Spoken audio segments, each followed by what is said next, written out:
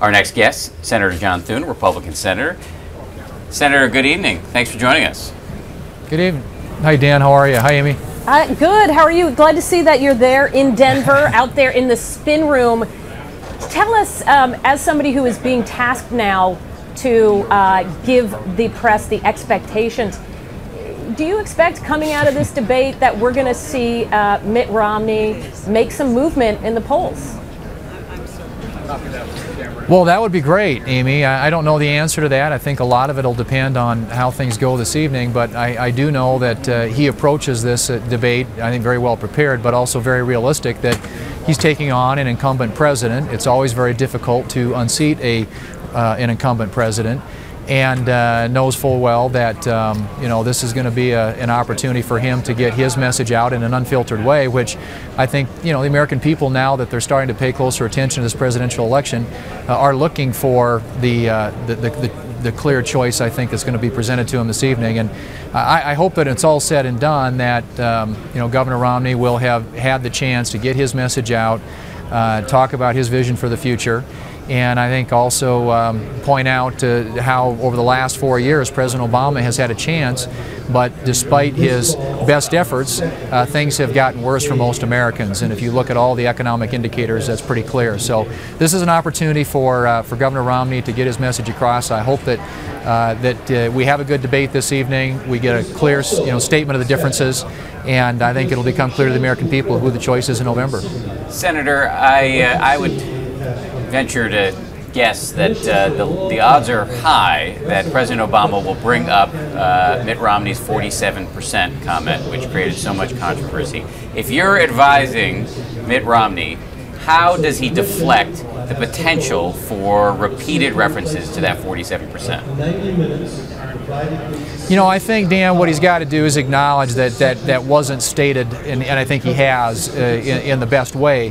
But I think what he's got to talk about is what he was trying to get across, and that is that he wants an America where the private economy is jobs, where you've got less and less people dependent upon government, and that the people in this country who really want to get out into the private economy and have an opportunity get that chance. And I think that talking about the importance of a free enterprise system where we're growing the private economy and creating jobs as opposed to growing government, which is what President Obama has been doing now for the past 4 years, is how he's got to delineate, I think, the difference between he and President Obama, and talk about that issue.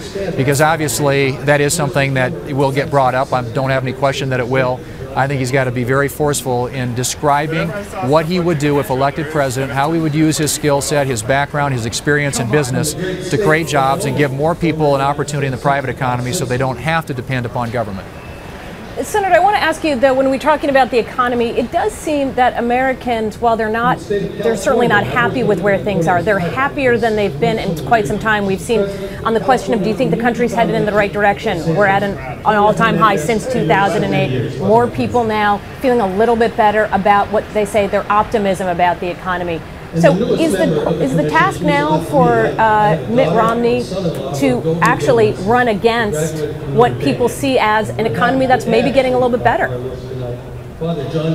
Well, we all hope the economy improves, Amy, but I do think that at some point economic gravity is going to set in. I think that for some reason, the president's numbers and the right track, wrong track number have held up despite what all the metrics out there suggest. And you've got this chronic high unemployment, you've got a stagnant economy. The second quarter last year has been adjusted downwards in terms of economic growth to 1.3%. Healthcare costs up 30%. Fuel costs have doubled since the president took office.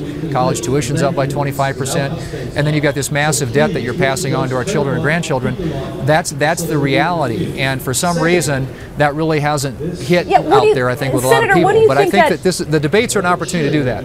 Well, Senator, that's a good question, which is why do you think he is defying political gravity? There are a lot of folks out there, including a lot of Republicans, that say it's because Mitt Romney has become the story, because the campaign has been a referendum on Romney.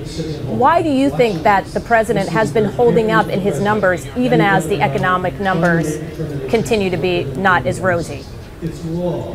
Well, I think they have done a good job, Amy, of creating these distractions and getting off on rabbit trails. I think for Governor Romney, it's important for him to get out there and very forcefully articulate his plan for how he would create jobs and grow the economy and how it differs from President Obama's plan. But he's also got to point out the Obama record, which, as I mentioned, is not a good one for most Americans. And I think one of the reasons that his numbers have held up is the stock market still is holding in pretty good shape, and people seem to think at least that we're moving in the right direction, or at least a larger minority than there was before. But I think when they really start to focus on this election and look at where they are versus where they were 4 years ago, and realize that their average income, this is average income nationally, is down by $4,500 at a time when everything else in their lives is going up, that they're going to come to a different conclusion about this than perhaps they have already. Some people have said it's the Clinton effect. I think that's probably overstated, but I do think that at some point economic reality and economic gravity will set in, and it's going to be harder for this president to get on top of that. Not a lot of time left for gravity to kick in. 34 days. Senator, we really appreciate your time. Yes, that's Thank right. you very much. Enjoy the evening, please. Thanks, Dan.